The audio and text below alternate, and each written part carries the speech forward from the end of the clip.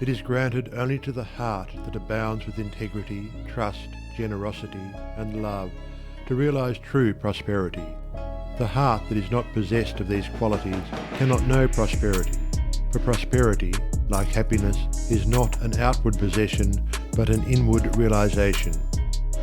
The greedy man may become a millionaire, but he will always be wretched and mean and poor, and will even consider himself outwardly poor as long as there is a man in the world who is richer than himself, whilst the upright, open-handed and loving will realize a full and rich prosperity even though their outward possessions may be small.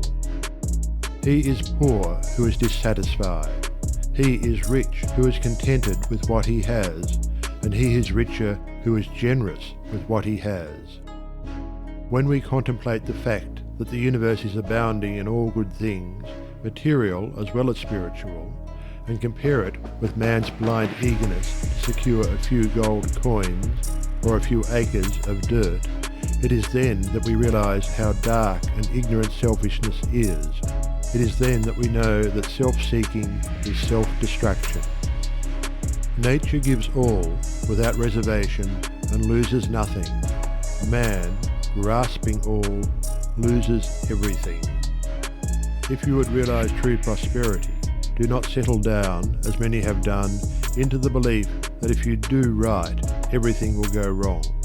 Do not allow the word competition to shake your faith in the supremacy of righteousness.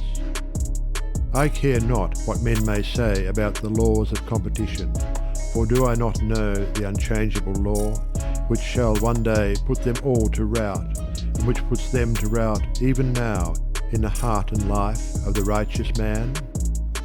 And knowing this law, I can contemplate all dishonesty with undisturbed repose, for I know where certain destruction awaits it. Under all circumstances, do that which you believe to be right, and trust the law. Trust the divine power that is immanent in the universe, and it will never desert you, and you will always be protected. By such a trust, all your losses will be converted into gains, and all curses which threaten will be transmuted into blessings. Never let go of integrity, generosity, and love, for these, coupled with energy, will lift you into the truly prosperous state. Do not believe the world when it tells you that you must always attend to number one first, and to others afterwards. To do this is not to think of others at all, but only of one's own comforts. To those who practice this, the day will come when they will be deserted by all, and when they cry out in their loneliness and anguish, there will be no one to hear and help them. To consider oneself before all others is to cramp and warp and hinder every noble and divine impulse. Let your soul expand.